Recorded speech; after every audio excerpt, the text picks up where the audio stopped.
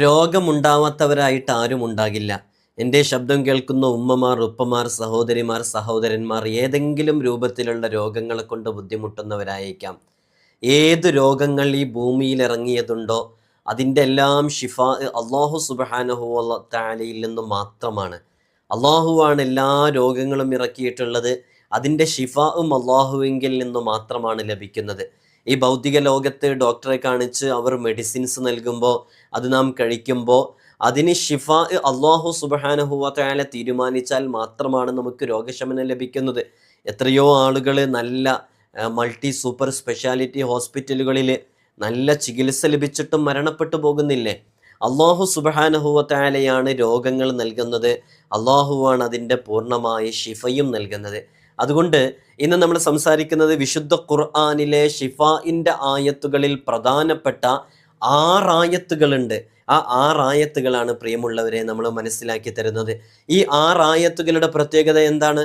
ഈ 6 ആയത്തുകൾ ഷിഫാഇൻ്റെ ആയത്തുകളാണ്. സലാമത്തിൻ്റെ ആയത്തുകൾ നമുക്കറിയാം, ഹൈഫ്ലിൻ്റെ ആയത്തുകൾ നമുക്കറിയാം. അതുപോലെ ഷിഫാഇൻ്റെ 6 ആയത്തുകൾ എന്ന് പറഞ്ഞ് പരിചയപ്പെടുത്തിയ മഹത്തായ 6 ആയത്തുകളാണ്. ഈ 6 ആയത്തുകൾ ഇൻഷാ അല്ലാഹ് നിങ്ങളെല്ലാവരും കാണാതെ പഠിക്കണം. നിങ്ങൾക്ക് എന്തെങ്കിലും രോഗങ്ങൾ വരുമ്പോഴേക്ക് ഈ 6 ആയത്തുകൾ പ്രത്യേകമായിട്ട് ഒരു ഗ്ലാസ് വെള്ളമെടുത്ത് അതിൽ ഇഷ്ഫി എന്ന് പറഞ്ഞ് ഊതിയിട്ട് മന്ത്രിച്ച് കുടിക്കുക. അതുപയോഗിച്ച വെള്ളം, ആ മന്ത്രിച്ച വെള്ളം മുഖത്ത് തെളിക്കുക, കൈകൊണ്ട് ശരീരത്തിൽ നമ്മൾക്ക് രോഗമുള്ള ഭാഗങ്ങളിൽ തടവുക. ഇതൊക്കെ വിശുദ്ധ ഖുർആനിൻ്റെ ബറക്കത്ത് കൊണ്ട് നമ്മുടെ രോഗം ഷിഫയാകാൻ കാരണമാകും. അല്ലാഹു സുബ്ഹാനഹു വ തആല ഈ ദുനിയാവിൽ നാം അനുഭവിക്കുന്ന ഏതേത് രോഗങ്ങളുണ്ടോ, ഏതേത് പ്രതിസന്ധികളുണ്ടോ അതിൽ നിന്നൊക്കെ നമുക്ക് വലിയ രക്ഷയും സമാധാനവും നൽകി അനുഗ്രഹിക്കുമാറാകട്ടെ. വിഷയത്തിലേക്ക് പ്രവേശിക്കുന്നതിൻ്റെ മുമ്പ് എല്ലാ ദിവസവും നമ്മൾ സൂചിപ്പിക്കാറുള്ളത് പോലെ തന്നെ നേരിട്ട് കാണാനുള്ള ഡേറ്റ് ചൊവ്വാഴ്ചകളിൽ മാത്രമാണ്. എല്ലാ ചൊവ്വാഴ്ചകളിലും ഇല്ല, ഉള്ളത് ചൊവ്വാഴ്ചകളിൽ ആണ് എന്നാണ് ഈ പറഞ്ഞതിൻ്റെ അർത്ഥം. അപ്പോൾ ചൊവ്വാഴ്ച ഏത് ചൊവ്വാഴ്ചകളിലാണ് ഉണ്ടായിരിക്കുക എന്നുള്ളത് നമ്മൾ ഇൻസ്റ്റഗ്രാമിലും വാട്സപ്പ് സ്റ്റോറിയിലും സ്റ്റാറ്റസിലൊക്കെ നമ്മൾ അറിയിക്കലുണ്ട്. ഇൻസ്റ്റഗ്രാമിൻ്റെ ID ഡിസ്ക്രിപ്ഷനിലുണ്ട്, നിങ്ങൾക്കതിൽ നോക്കിയാൽ മനസ്സിലാക്കാൻ സാധിക്കും.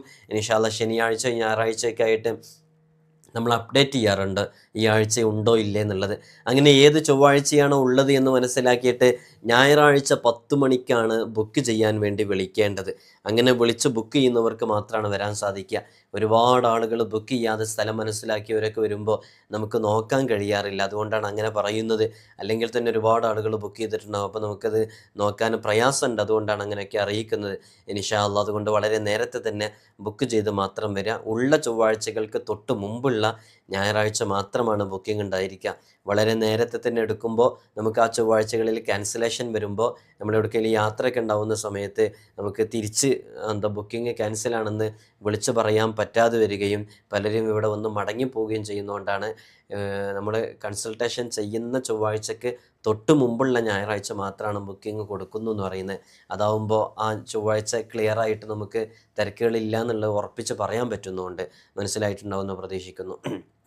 നമ്മുടെ ദർസിലേക്കുള്ള അഡ്മിഷൻ ആരംഭിച്ചിട്ടുണ്ട്. കഴിഞ്ഞ വർഷവും നമ്മൾ ഇതേപോലെ അപ്ഡേഷൻ അറിയിച്ചിട്ടുണ്ടായിരുന്നു. ഈ വർഷവും അറിയിക്കുകയാണ്. നമ്മുടെ മക്കൾക്കൊക്കെ സ്കൂളിലെ ആനുവൽ എക്സാം കഴിഞ്ഞ് അവർ പുതിയ അധ്യയന വർഷത്തിലേക്ക് കാലെടുത്ത് വെക്കുമ്പോൾ ആത്മീയാന്തരീക്ഷത്തിൽ ദീനീ ചിട്ടയിൽ നല്ല മക്കളെ വളർത്തണമെന്നാഗ്രഹിക്കുന്നവർക്ക് നമ്മുടെ ദർസിലേക്ക് ചേർക്കാവുന്നതാണ്. നമ്മൾ ഇവിടെ നിന്നവർക്ക് മതവും ഭൗതികവും അവർക്ക് ആവശ്യമുള്ള എല്ലാ വിഷയങ്ങളും അവരുടെ കഴിവിനനുസരിച്ച് നമ്മൾ പഠിപ്പിച്ചു കൊടുക്കും. തികഞ്ഞ അച്ചടക്കത്തോടുകൂടെ മാതാപിതാക്കൾ ആരാണ്, ഉമ്മയാരാണ്, ഉപ്പയാരാണെന്ന് മനസ്സിലാക്കി അറിഞ്ഞ് നല്ല രൂപത്തിൽ പെരുമാറുന്ന നല്ല സ്വഭാവമുള്ള മക്കളാക്കിയിട്ട് നമുക്ക് തിരിച്ചു തരാൻ സാധിക്കും. ഇതിനോടകം തന്നെ നമ്മുടെ ദർസിൽ പഠിക്കുന്ന മുതഅല്ലിമീങ്ങൾ വിവിധങ്ങളായ മേഖലകളിൽ കഴിവ് തെളിയിച്ചിട്ടുണ്ട്. വിവിധങ്ങളായ തലങ്ങളിൽ ഫസ്റ്റ് റാങ്ക് ഉൾപ്പെടെ നേടിയവരുണ്ട്. SSLC +2 തുടങ്ങിയ ക്ലാസ്സുകളിലൊക്കെ നല്ല മാർക്ക് വാങ്ങിച്ചവരുണ്ട്. ഇൻഷാ അല്ലാഹ് നിങ്ങൾക്ക് നിങ്ങളുടെ മക്കളെ വിശ്വാസത്തോടുകൂടെ ഏൽപ്പിച്ചു തരാവുന്നതാണ്. നമ്മുടെ ദർസിൽ പഠിക്കുന്ന മുതഅല്ലിമീങ്ങളുടെ വീഡിയോസും മറ്റുമൊക്കെ നിങ്ങൾ പലപ്പോഴും കണ്ടിട്ടുണ്ടാകും. നല്ല മക്കളായി വളരാൻ നല്ല രൂപത്തിൽ തന്നെ അവരെ ചെറുപ്പത്തിലേ വളർത്തണം എന്നുള്ളതാണ്. ചിലപ്പോൾ നമ്മളൊക്കെ വിചാരിക്കും 10ാം ക്ലാസ് കഴിഞ്ഞിട്ട് ചേർക്കുക, അതൊക്കെയല്ല അതിൻ്റെ ഒരു ടൈം എന്ന്. അല്ല, നമ്മുടെ കാലം അങ്ങനത്തെ ഒരു കാലമാണ്. മക്കളെ നേരത്തെ ചേർത്തുമ്പോഴാണ് അവർ ആ രൂപത്തിൽ നമുക്ക് കിട്ടുള്ളൂ. 10ാം ക്ലാസ്സൊക്കെ കഴിയുമ്പോഴേക്ക് നാട്ടിലൊക്കെ ഫ്രണ്ട്ഷിപ്പും കാര്യങ്ങളൊക്കെ കൂട്ടുകെട്ടൊക്കെ ആയാൽ പിന്നെ അവർ ദർസിലേക്ക് വരാൻ കൂട്ടാക്കൊന്നുമില്ല. നമ്മൾ പലപ്പോഴും കാണുന്നതാണ്. ഇപ്പോഴത്തെ ഒരു കാലം അറിയാലോ, കള്ളിനും കഞ്ചാവിനും ലഹരിക്കും മദ്യത്തിനൊക്കെ അടിമപ്പെട്ട് കുത്തഴിഞ്ഞ് ജീവിക്കുന്ന ഈ കാലഘട്ടത്തിൽ നല്ല രൂപത്തിൽ നല്ല ചിട്ടയിൽ നമ്മളൊക്കെ ആഗ്രഹിക്കുന്നത് നാളെ നമ്മുടെ ഖബറും പുറത്ത് വന്നിട്ട് സലാം പറയുന്ന സ്വാലിഹീങ്ങളായ മക്കളാവണമെന്നല്ലേ. ഇൻഷാ അല്ലാഹ് താല്പര്യമുള്ളവർക്ക് ഈ കാണുന്ന വാട്സപ്പ് നമ്പറിൽ നമ്മളെ കോൺടാക്റ്റ് ചെയ്യാവുന്നതാണ്. അഡ്മിഷൻ എന്ന് ടൈപ്പ് ചെയ്താൽ ഇൻഷാ അല്ലാഹ് നിങ്ങൾക്ക് ആവശ്യമുള്ള സംശയങ്ങളൊക്കെ അതിൽ ചോദിക്കാവുന്നതാണ്. വളരെ പെട്ടെന്ന് തന്നെ അഡ്മിഷന് പേര് തരണം. നമ്മൾ നിശ്ചിത ആളുകളെ മാത്രമേ എടുക്കുള്ളൂ. നമ്മൾ മനസ്സിലാക്കേണ്ടത്, നമ്മൾ ഇന്ന് ഷിഫാഇൻ്റെ 6 ആയത്തുകളെ കുറിച്ചാണ് സംസാരിക്കുന്നത്. നമ്മൾ അസ്മാഉൽ ഹുസ്നയെ കുറിച്ച് പറയുമ്പോൾ, ജൽജലൂത്ത് ബൈത്തിനെ കുറിച്ച് പറയുമ്പോൾ, നമ്മൾ ഒരുപാട് ഇസ്മുകളെക്കുറിച്ച്, വിശുദ്ധ ഖുർആനിൻ്റെ ആയത്തുകളെക്കുറിച്ച്, സൂറത്തുകളൊക്കെ കുറിച്ച് പറയുമ്പോൾ വളരെ ആത്മാർത്ഥതയോടുകൂടെ മനസ്സംതൃപ്തിയോടുകൂടെ അതെല്ലാം കേട്ട് ഞാൻ അള്ളാഹുവിലേക്ക് എൻ്റെ എല്ലാ പ്രശ്നങ്ങളെയും പറഞ്ഞ് ഞാൻ അള്ളാഹുവിൽ നിന്ന് നേരിട്ട് പരിഹാരം തേടുകയാണ് എന്ന നിയത്തിൽ ഒരു മുസല്ല ഖിബിലായിലേക്ക് പാതിരാത്രിയിൽ തഹജ്ജുദ് നിസ്കാരം കഴിഞ്ഞ് ഒരു മുസല്ല ഖിബിലായിലേക്ക് വലിച്ചിട്ട് റബ്ബിൻ്റെ മുമ്പിൽ കരഞ്ഞു പൊട്ടിക്കരഞ്ഞു ഓരോ അമലുകളും ചെയ്യുന്ന എത്രയോ ഉമ്മമാരുണ്ട്, ഉപ്പമാരുണ്ട്, സഹോദരിമാർ മാത്രമല്ല, ഉപ്പമാർ, എത്രയോ പ്രായമുള്ളവർ, ചെറുപ്പക്കാരൊക്കെ നമ്മുടെ വീഡിയോസുകൾ കണ്ട് അതിലുള്ള ഓരോ അമലുകളും കൃത്യമായി ചെയ്യുന്നവരാണ്. അല്ലാഹു സുബ്ഹാനഹു വ തആല അവരൊക്കെ ചെയ്യുന്ന അമലുകളിൽ അവർക്കൊക്കെ വലിയ ഷിഫയും വലിയ സമാധാനവും വലിയ സന്തോഷവും നൽകി അനുഗ്രഹിക്കട്ടെ എന്ന് ആത്മാർത്ഥമായി ദുആ ചെയ്യുകയാണ്. രോഗമുണ്ടാവാത്ത മനുഷ്യരില്ല ഈ ഭൂമിയിൽ. എന്തെല്ലാം രോഗങ്ങളെ കൊണ്ടാണ് ഓരോ മനുഷ്യരും പ്രയാസപ്പെടുന്നതെന്നറിയോ? മനുഷ്യർക്ക് മാത്രമല്ല, മറ്റു ജീവജാലങ്ങൾക്കും രോഗങ്ങൾ ബാധിക്കും. മറ്റെല്ലാം പോലെ തന്നെ രോഗവും അള്ളാഹുവിൽ നിന്ന് തന്നെയാണ്. നമ്മൾ പണ്ടു മദ്രസയിൽ നിന്ന് പഠിച്ച് നമുക്കറിയാം, നന്മയും തിന്മയുമായ എല്ലാ കാര്യങ്ങളും അള്ളാഹുവിൽ നിന്നാണെന്ന് വിശ്വസിക്കൽ അത് ഈമാൻ കാര്യങ്ങളിൽ പെട്ടതാണ്. നമുക്ക് ഖൈർ വരികയാണെങ്കിലും ഷെറ് വരികയാണെങ്കിലും അതെല്ലാം അള്ളാഹുവിൽ നിന്നാണ്. അപ്പോൾ അതിൻ്റെ യഥാർത്ഥ രഹസ്യങ്ങൾ അള്ളാഹുവിന് മാത്രമാണ് അറിയുക. നമുക്കതിനെക്കുറിച്ച് അറിയൂല. എന്തുകൊണ്ട് നിസ്കരിക്കാതെ നോമ്പനുഷ്ഠിക്കാതെ തെമ്മാടിയായി കുടിച്ചും മദ്യപിച്ചും ലഹരിക്കടിമപ്പെട്ടും വ്യഭിചരിച്ചും നടക്കുന്ന ആളുകൾ സന്തോഷത്തോടുകൂടെ നടക്കുന്നു. ഇവിടെ നാട്ടിൻപുറത്തുകൂടെ എല്ലാ വഖത്തിനും പള്ളിയിലെ ജമാഅത്തിന് പോകുന്ന ഒരു പ്രിയപ്പെട്ട ഹാജിയാർ രോഗം കൊണ്ട് പ്രയാസത്തിലാണ്, സാമ്പത്തികമായ പ്രതിസന്ധിയിലാണ്. അത്തരം വിഷയങ്ങളൊക്കെ അതിൻ്റെ സിർറ്, അതിൻ്റെ രഹസ്യം ജഗന്യന്താവാകുന്ന റബ്ബുൽ ഇസ്സത്തിന് മാത്രമാണ് അറിയുന്നത്. നാം നമ്മോട് പറയുന്നത് കേൾക്കുക, അള്ളാഹുവിന് പൂർണ്ണമായും അനുസരണയോടുകൂടെ ജീവിക്കുക. അതാണ് നമ്മുടെ ഉത്തരവാദിത്വം. അതുകൊണ്ട് തന്നെ എല്ലാ രോഗവും ഈ ഭൂമിയിൽ ഇറക്കിയിട്ടുള്ളതും നമുക്ക് നൽകുന്നതും ജഗന്യന്താവാകുന്ന റബ്ബുൽ ഇസ്സത്താണ്. അതിനെല്ലാം അവൻ വ്യക്തമായ പ്രതിവിധിയും നിശ്ചയിച്ചിട്ടുണ്ട്. പ്രതിവിധിയില്ലാത്ത, മരുന്നില്ലാത്ത ഒരു രോഗവും ഇല്ല എന്നുള്ളത് നാം ആദ്യമായിട്ട് തന്നെ മനസ്സിലാക്കണം. അതിൻ്റേതായ ചികിത്സകൾ അനുയോജ്യമായ രീതിയിൽ അവലംബിച്ചാൽ ഏത് രോഗവും അള്ളാഹുവിൻ്റെ അനുഗ്രഹത്താൽ സുഖപ്പെടുക തന്നെ ചെയ്യും. രോഗം അള്ളാഹുവിൽ നിന്നുള്ളതാകുമ്പോൾ നാം മനസ്സിലാക്കേണ്ടത് അതിൻ്റെ ഓരോ പര്യവസാനവും ആ രോഗം ഷിഫയാകുന്നതും അത് അള്ളാഹുവിൻ്റെ വിധി അനുസരിച്ച് മാത്രമാണ് ഉണ്ടായിരിക്കുക. അപ്പോൾ ഒരു ചോദ്യമുണ്ട്, അങ്ങനെയാണെങ്കിൽ പിന്നെന്തിനാണ് നമ്മൾ ചികിത്സിക്കുന്നത്? രോഗങ്ങൾ അള്ളാഹുവാണ് നൽകുന്നത് എന്ന് പറഞ്ഞു. അപ്പോൾ അള്ളാഹുവാണ് രോഗങ്ങൾ നൽകുന്നതെന്നുണ്ടെങ്കിൽ അള്ളാഹു തന്നെ അതിന് പ്രതിവിധി കാണും എന്നുണ്ടെങ്കിൽ പിന്നെന്തിനാണ് നമ്മൾ അതിൻ്റെ ഇടയിൽ ചികിത്സിക്കുന്നതെന്ന് സ്വാഭാവികമായിട്ടും സംശയമുണ്ടാകും. ഉസാമ റളിയല്ലാഹു അൻഹു തൊട്ട് റിപ്പോർട്ട് ചെയ്യുന്ന ഒരു ഹദീസിൽ ഇങ്ങനെ കാണാം, മുത്തുനബി സല്ലല്ലാഹു അലൈഹി വസല്ലമ തങ്ങളുടെ സന്നിധിയിൽ ഒരിക്കലേ ഉസാമ റളിയല്ലാഹു അൻഹു ചെന്നു. അപ്പോൾ അവിടെ ഉണ്ടായിരുന്ന സഹാബാക്കളിൽ ചില ആളുകളെ മുത്തുനബി തങ്ങളോട് ചോദിക്കുകയാണ്, അള്ളാഹുവിൻ്റെ ഹബീബേ, ഞങ്ങൾക്ക് രോഗം ബാധിച്ചാൽ ചികിത്സ ചെയ്യുന്നതിൽ വല്ല തെറ്റുമുണ്ടോ എന്ന് സഹാബാക്കൾ ചോദിച്ചപ്പോൾ മുത്തുനബി സല്ലല്ലാഹു അലൈഹി വസല്ലമ തങ്ങൾ പറഞ്ഞത്, നിങ്ങൾ ചികിത്സിച്ച് കൊള്ളുക എന്നാണ് ഹബീബായ തങ്ങൾ പറഞ്ഞത്. നിങ്ങൾ ട്രീറ്റ്മെൻറ്റ് എടുക്കണം, നിങ്ങൾ ഹോസ്പിറ്റലിൽ പോകണം. എന്താണോ നിങ്ങൾക്ക് ട്രീറ്റ്മെൻറ്റ് ചെയ്യാൻ പറ്റുന്നത് അനുവദനീയമായ രൂപത്തിൽ നിങ്ങളുടെ ശേഷി അനുസരിച്ച് നിങ്ങൾക്ക് ഇഷ്ടമുള്ള ചികിത്സാ രീതികൾ അവലംബിക്കാവുന്നതാണ്. അപ്പോൾ ഇത് മുത്തുനബി സല്ലല്ലാഹു അലൈഹി വസല്ലമ തങ്ങൾ പറഞ്ഞപ്പോൾ മരണമല്ലാത്ത എല്ലാ രോഗങ്ങൾക്കും അല്ലാഹു സുബ്ഹാനഹു വ തആല അതിന് ഷിഫാവും പഠിപ്പിച്ചിട്ടുണ്ട്, അതിന് പ്രതിവിധിയും പഠിപ്പിച്ചിട്ടുണ്ട്. അപ്പോൾ ഒരു സ്വഹാബി ഇങ്ങനെ ഒരു സംശയം ചോദിച്ചു. വീണ്ടും ചികിത്സകൾക്ക് അള്ളാഹുവിൻ്റെ വിധിയെ മറികടക്കാൻ കഴിയുമോ? അപ്പോൾ മുത്തനബി സല്ലല്ലാഹു അലൈഹി വസല്ലം തങ്ങൾ അവിടുന്ന് മറുപടി പറഞ്ഞത് ആ ചികിത്സകളും അള്ളാഹുവിൻ്റെ വിധിയിൽ പെട്ടതു തന്നെയാണ് എന്നാണ്. ഇമാം അഹമ്മദ് റിപ്പോർട്ട് ചെയ്യുന്ന ഹദീസിലാണ് ഇത് കാണുന്നത്. സ്വഹാബാക്കൾ നബി തങ്ങളോട് ചോദിക്കുന്നു, രോഗത്തിന് ചികിത്സ എടുക്കണമെന്ന് പറഞ്ഞപ്പോൾ ചികിത്സിച്ച് കൊള്ളുക എന്ന് പറഞ്ഞു. അള്ളാഹുവാണ് രോഗങ്ങൾ നൽകുന്നത്. മരണമല്ലാത്ത എല്ലാ രോഗങ്ങൾക്കും അള്ളാഹു സുബ്ഹാനഹു വ തആല പ്രതിവിധിയും പറഞ്ഞിട്ടുണ്ടെങ്കിൽ പിന്നെ അതിന് ആ ഒരു വിധിയെ നമുക്ക് മറികടക്കാൻ, ചികിത്സകൾക്ക് അള്ളാഹുവിൻ്റെ വിധി മറികടക്കാൻ കഴിയുമെന്ന് ചോദിച്ചപ്പോൾ നബിതങ്ങൾ പറഞ്ഞത് എന്താ? ആ ചികിത്സ കൊണ്ട് ചികിത്സിച്ച് മാറാനാണ് അള്ളാഹുവിൻ്റെ വിധി ആദ്യമേ ഉണ്ടായിരിക്കുക എന്നുള്ളതാണ്. ഇപ്പോൾ ഫോർ എക്സാമ്പിൾ ഒരു ഉദാഹരണം പറഞ്ഞാൽ, നമുക്കൊരു രോഗം വന്നു, നല്ല ശക്തമായ നെഞ്ചുവേദന വന്നപ്പോൾ അതുകൊണ്ട് നമുക്കൊന്നിനും കഴിയുന്നില്ല. അപ്പോൾ അത് മാറാൻ അള്ളാഹുവാണ് അതിൻ്റെ ഷിഫ. പക്ഷെ അള്ളാഹു ഷിഫ വെച്ചിട്ടുള്ളത് നമ്മളതിനെ ചികിത്സിച്ചിട്ട് ആ ചികിത്സ മുഖേന മാറാൻ വേണ്ടിയിട്ടാണ് എന്നുള്ളതാണ്. അതും അള്ളാഹുവിൻ്റെ വിധിയിൽപ്പെട്ടതാണ്. അപ്പോൾ നമ്മൾ ആ ചികിത്സയുമായി ബന്ധപ്പെടണം. അപ്പോൾ രോഗങ്ങൾ രണ്ടു തരത്തിലുണ്ട്. നമുക്കറിയാം, രോഗം ശാരീരികമായ രോഗങ്ങളുമുണ്ട്, മാനസികമായ രോഗങ്ങളുണ്ട്. ശാരീരികമായ രോഗങ്ങളും മാനസികമായ രോഗങ്ങളും, നമ്മുടെ ശരീരത്തിന് ബാധിക്കുന്ന രോഗങ്ങൾ, മാനസികമായി നന്നായി തളർന്നു പോയവരുണ്ട്, മാനസിക രോഗം പിടിപെട്ടവരുണ്ട്, ബുദ്ധിഭ്രമം സംഭവിച്ചവരുണ്ട്, മാനസികമായ വിഷമങ്ങളും പ്രയാസങ്ങളും ടെൻഷനുകളും കയറിയവരുണ്ട്, ഒരു നിലക്കും പുറത്തിറങ്ങാൻ സാധിക്കാത്ത രൂപത്തിൽ തകർന്നു പോയവരുണ്ട്. ഈ രോഗങ്ങൾക്കെല്ലാം ചികിത്സകളും രണ്ട് രൂപത്തിലുണ്ട്. ഭൗതികമായ ചികിത്സകളുമുണ്ട്, ആത്മീയമായ ചികിത്സകളുമുണ്ട്. നമ്മൾ മോഡേൺ മെഡിസിന്, ഇംഗ്ലീഷ് മെഡിസിൻസ് ഉപയോഗിക്കുന്നു, യുനാനി ഉപയോഗിക്കുന്നു, ആയുർവേദം ഉപയോഗിക്കുന്നു. ഇങ്ങനെ ഒരുപാട് ട്രീറ്റ്മെൻറ്റുകൾ, ഇപ്പോൾ പുതിയ കാലത്ത് ഒരുപാട് പുതിയ ട്രീറ്റ്മെൻറ്റുകൾ വന്നിട്ടുണ്ട് അല്ലേ? അക്യുപങ്ക്ചർ ചെയ്യുന്നവരുണ്ട്, ഇംഗ്ലീഷ് മെഡിസിൻസിനെ അവലംബമാക്കുന്നവരുണ്ട്, അലോപ്പതി. ചില ആളുകൾക്ക് എന്ത് രോഗങ്ങൾ വന്നാലും അവർ ആയുർവേദം മാത്രമേ കാണിക്കുള്ളൂ, അങ്ങനത്തെ ആളുകളുണ്ട്. ഇതൊക്കെ ഭൗതിക ലോകത്തുള്ള ഒരുപാട് ചികിത്സകളാണ്. യുനാനി മെഡിസിൻസ് ഉണ്ട്, നല്ല ഫലം ലഭിക്കുന്ന എത്രയോ. ഹോമിയോപ്പതി ഉണ്ട് അല്ലേ? ഇങ്ങനെ ഒരുപാട് ചികിത്സകൾ. ചില ആളുകളൊക്കെ പനി വന്നിട്ടുണ്ടെങ്കിൽ ഇംഗ്ലീഷൊന്നും കാണിക്കാതെ ഹോമിയോ മാത്രം അവലംബിക്കുന്നവരുണ്ട്, അതിന് സൈഡ് എഫക്റ്റ് കൂടുതലില്ല എന്ന് ധരിച്ച്. അങ്ങനെ ഒരുപാട് ഭൗതികമായ ചികിത്സകൾ ധാരാളമുണ്ട്. അതേപോലെ തന്നെ ആത്മീയമായ ചികിത്സയുണ്ട്. അപ്പോൾ ചികിത്സ രണ്ട് രൂപത്തിലുണ്ട്. ഭൗതികമായ രൂപത്തിലുള്ള ചികിത്സയുമുണ്ട്, ആത്മീയമായ ചികിത്സയും ഭൗതികമായ ചികിത്സ, രണ്ട് രൂപത്തിലുള്ള ചികിത്സകളുണ്ട്. ആത്മീയമായ ചികിത്സ, ഭൗതികമായ ചികിത്സകൾ നമ്മളിപ്പോൾ പറഞ്ഞു. ആത്മീയമായ ചികിത്സകൾ എന്ന് പറഞ്ഞിട്ടുണ്ടെങ്കിൽ നമുക്കറിയാം, നമ്മൾ വിശുദ്ധ ഖുർആൻ കൊണ്ട് പ്രധാനമായിട്ട് അവലംബിക്കുന്നത് വിശുദ്ധ ഖുർആൻ കൊണ്ടുള്ള അമലുകളാണ്. അതേപോലെ തന്നെ മുത്തനബി സല്ലല്ലാഹു അലൈഹി വസല്ലം തങ്ങൾ ഈ തത്തുല്യമായ വിഷയത്തിൽ എന്തെല്ലാം പ്രതിവിധികൾ പറഞ്ഞിട്ടുണ്ടോ അത് അവലംബമാക്കിയിട്ട് നമ്മൾ പറഞ്ഞു കൊടുക്കുന്ന ഹദീസിൽ വന്ന ചികിത്സകളുമായി ബന്ധപ്പെട്ട, ട്രീറ്റ്മെൻറ്റുകളുമായി ബന്ധപ്പെട്ട ദിക്റുകൾ, ദുആകൾ, കടം വീടാൻ വേണ്ടി മുത്തുനബി തങ്ങൾ പറഞ്ഞു കൊടുത്തത്, പനിയുള്ളപ്പോൾ മന്ത്രിക്കാൻ പറഞ്ഞു കൊടുത്തത്, ഇങ്ങനെയുള്ള ഹദീസിൽ വന്നത്.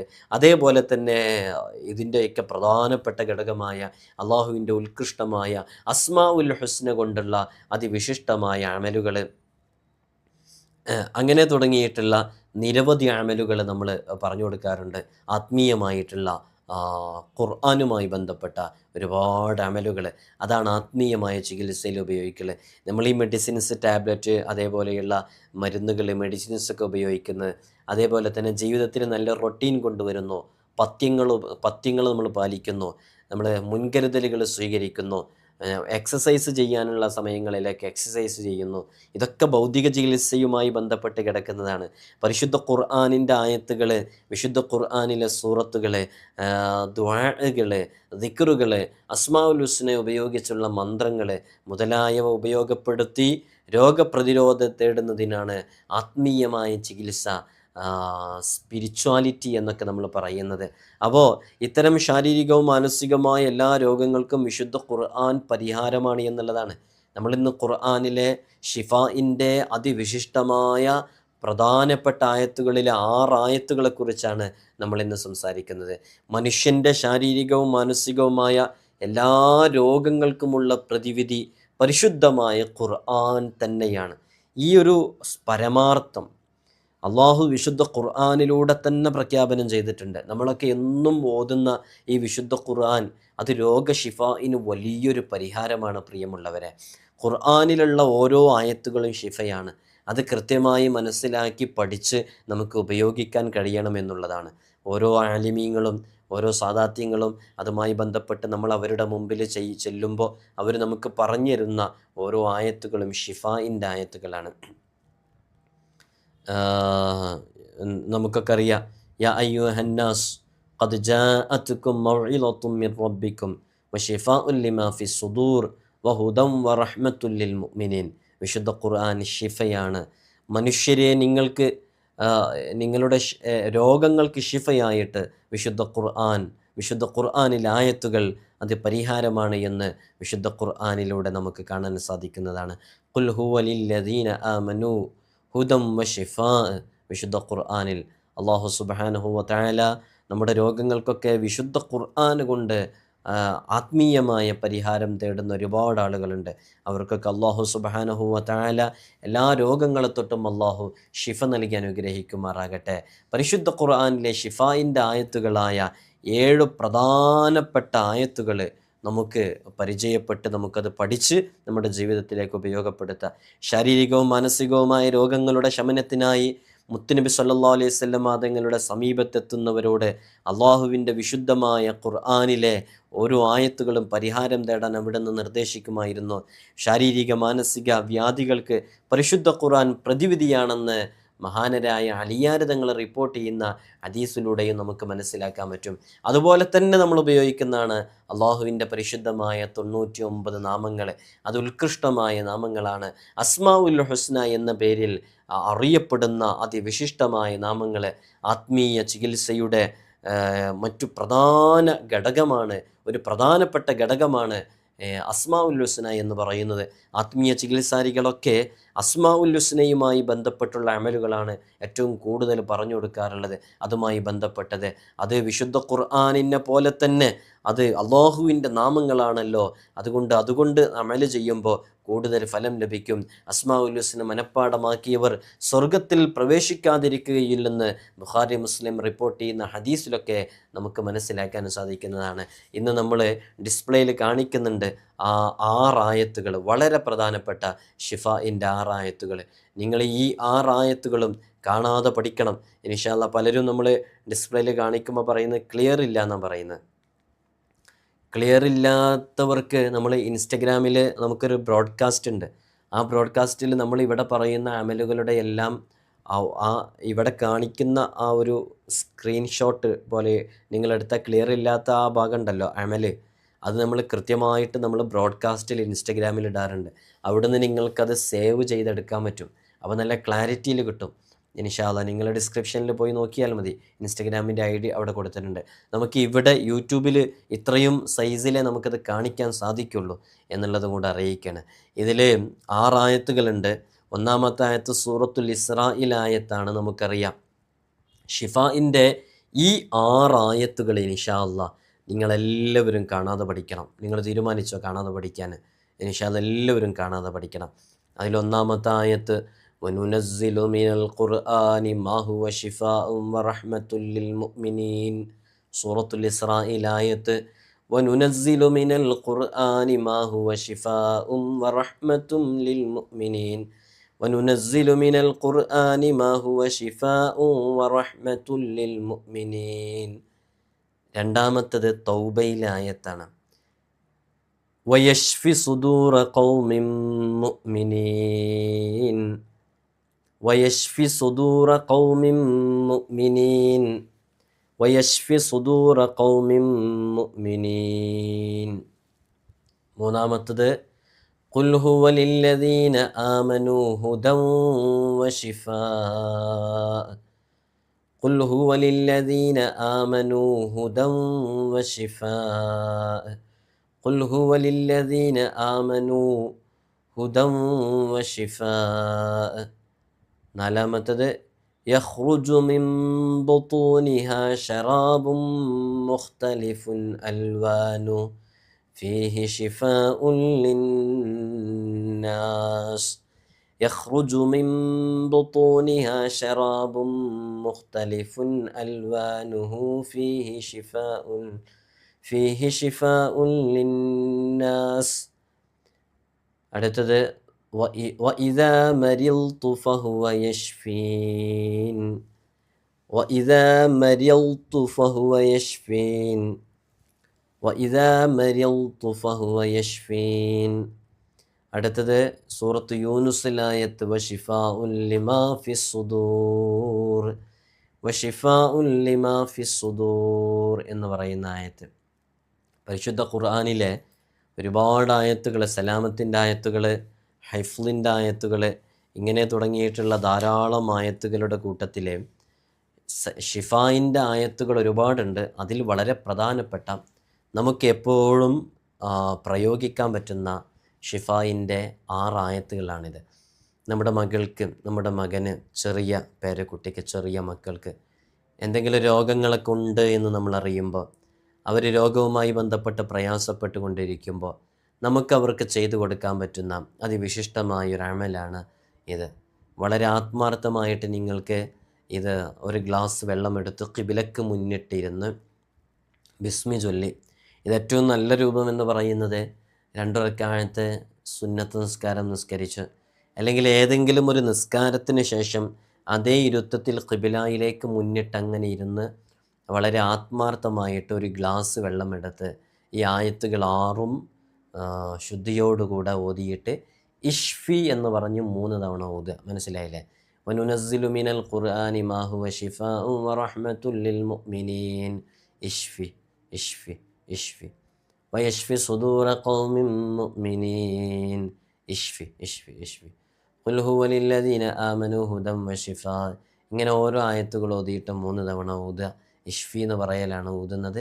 അങ്ങനെ ഊതിയിട്ട് ആ വെള്ളം വളരെ ബറക്കത്തോടുകൂടെ ബിസ്മിൻ ചൊല്ലിയിട്ട് ആ മക്കൾക്ക് കുടിക്കാൻ വേണ്ടി കൊടുക്കുക.